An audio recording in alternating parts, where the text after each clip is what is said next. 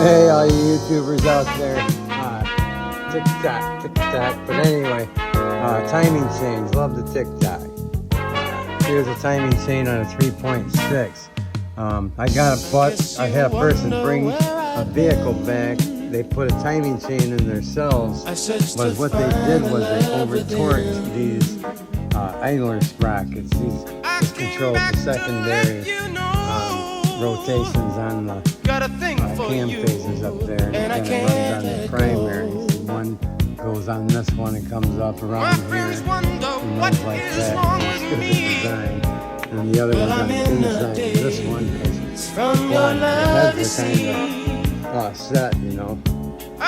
Anyway, yeah, anywhere as far as timing chains go, don't over tighten these idlers.